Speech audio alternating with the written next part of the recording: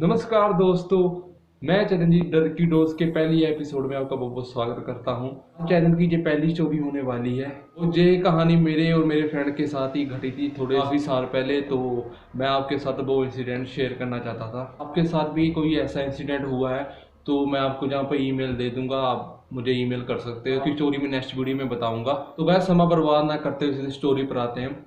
तो गाइस ये स्टोरी मेरी है। ये कहानी 2012 या 13 की होगी। मैं पंजाब के एक छोटे से गांव से बिलोंग करता हूँ। और गांव के साथ ही एक कस्बा है, वो कस्बे के साथ ही हमारा गांव है। और हमारा गांव बहुत ज़्यादा बड़ा भी नहीं है।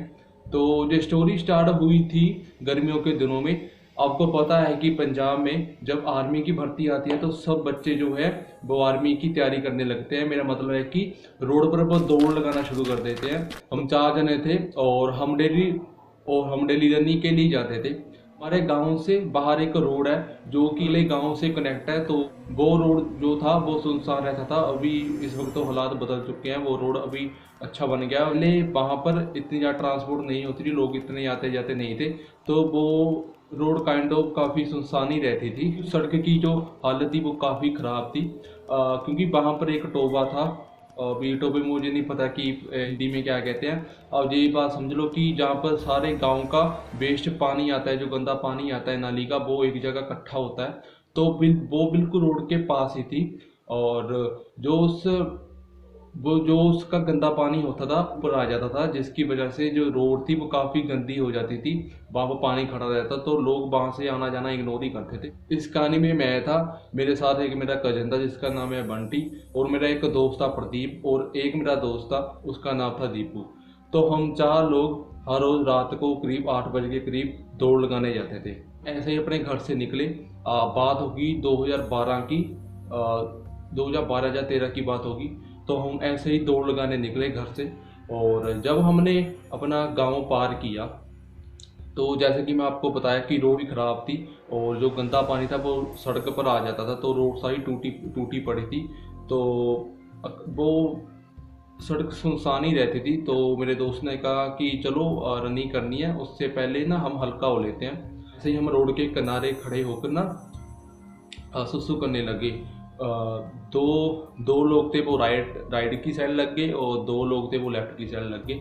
और मैं जो बंटी थे वो लेफ्ट साइड थे और प्रदीप था वो राइट साइड थे। उस वक्त हमारे पास फ़ोन भी नहीं थे, और उस वक्त हमारी उम्र वही 12-13 साल की थी। तो हमारे पास फ़ोन भी नहीं थे। मेरा एक फ्रेंड था प्रदीप, उसके पास फ़ोन था, तो उसने टॉर्च जलाई हुई थी।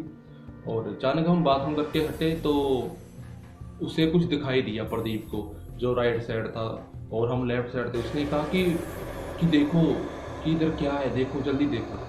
तो हम जल्दी जल्दी गए वहाँ पर देखने की क्या हुआ क्या है वहाँ पर।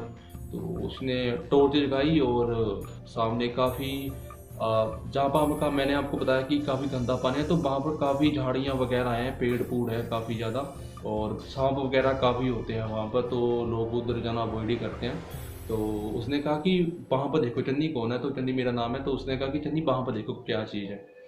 तो ऐसे हम गौर से देखने लगे कि क्या चीज़ खड़ी है। तो पेड़ था और पेड़ के नीचे एक वाइट कलर की परछाई खड़ी थी। और लिटरली मैंने जब देखा तो पैरों तले से ज़मीन खिसक गई, क्योंकि यार वो इतनी डरावनी कह सकते हो आप। और एग्जैक्ट इतनी साफ नहीं दिख रही थी, और ऐसा भी नहीं कि फोग हो, क्योंकि गर्मियों के दिन थे। तो गर्मियों के दिन में तो फोग तो क्या ही होगी। और वो एक जगह थी खड़ी हुई, और उसके बाल काफ़ी लंबे लंबे थे और काफ़ी ऊंची थी, करीब 9 फुट के करीब, 8-9 फुट के 10 फुट के करीब होगी, और काफ़ी ऊंची थी। वो पेड़ के साथ लग के खड़ी हुई थी। हालांकि हमसे 100 मीटर की दूरी पर थी, तो पर हमें दिखाई दी वो देखकर हम डर गए, काफ़ी डर गए। तो हम चारों ने गौर से देखा कि क्या चीज़ है। देखते ही हमें पता लग गया कि भाई गड़बड़ है जहाँ पर, और जहाँ से निकलने में ही भलाई है। और हम आगे रनिंग के लिए नहीं गए, हम वहाँ से ही वापस आ गए और भागते आए। वो बुरी तरीके से डर गए थे, सांसें चढ़ी हुई थी। और पर भाग के हमें डर लग रहा था। रास्ते में जब गांव पहुंचने वाले थे दौड़कर, तो ऐसा था कि हमारे पीछे ना भागता हो, हमारे पीछे ना आ रहा हो। तो पीछे, पर हमने सुना भी था कि कभी ऐसी चीज़ आपके साथ हो तो कभी पीछे मुड़ के नहीं देखते। और हमने भी ऐसे किया, हमने पीछे मुड़ के नहीं देखा। और हम भगते गए, हम घर पहुंच गए। और मैंने सारा कुछ अपनी फैमिली को बताया कि पापा ऐसा ऐसा हुआ मेरे साथ। वहाँ पर मैंने परछाई देखी, एक वाइट कलर की थी, और काफ़ी वाइट कलर की परछाई थी, काफ़ी ऊंची थी। तो पापा ने हल्के में लिया। पापा ने कहा कि बच्चे हैं, इनको ऐसे कुछ लगा होगा कि कुछ नहीं है वहाँ पर। और पर काफ़ी मेरे जोर देने पर मेरे पापा ने कहा कि कोई बात नहीं, तू मेरे साथ चल, हम देख कर आते हैं। तो हम बाइक पर निकल गए, मैं और मेरे पापा थे। और मुझे पहले डर तो लग रहा था, पर मैं चला गया पापा के साथ। और जब हम वहाँ पर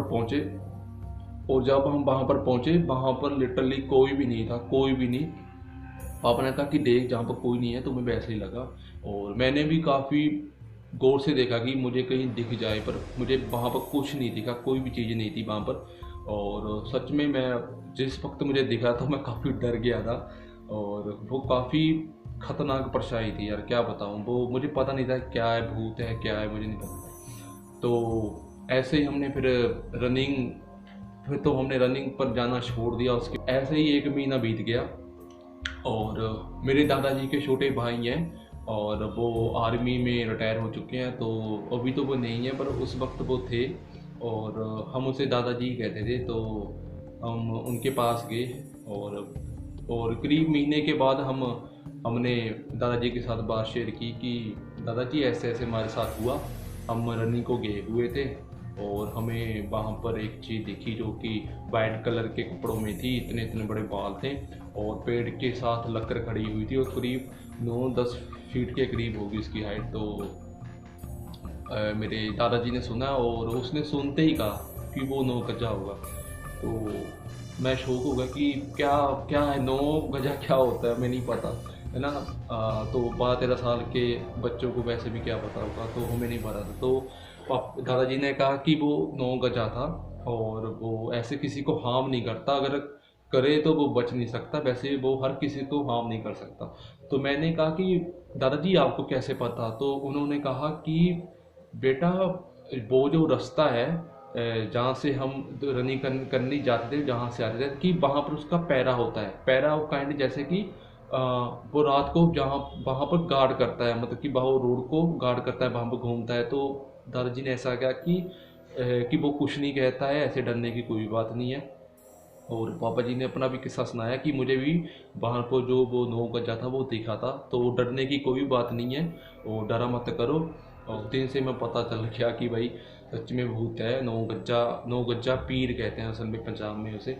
और वो इंसिडेंट मैं आज तक नहीं बोला। और उसके बाद महीने 2 महीने के बाद हम सुबह जल्दी उठकर रनिंग को जाने लगे। उसके बाद नॉर्मल हो गया सब, और अभी भी हम चले जाते हैं। अभी उसके बाद कभी हमारे साथ कुछ ऐसा पैरानॉर्मल एक्टिविटी नहीं हुई।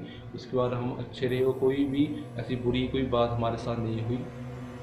और यही थी मेरी कहानी, और सच्चा इंसिडेंट है मेरे साथ तो जो मेरे फ्रेंड के साथ हुआ था। मैं कुछ भी झूठ नहीं बोल रहा। अगर वो आपको मेरी स्टोरी पसंद आई होगी, अगर पसंद आई तो वीडियो को लाइक कर देना, शेयर कर देना, और अपने फ्रेंड के साथ शेयर करना जो सच में स्टोरी में इंटरेस्ट लेते हैं, तो उनको साथ शेयर करना।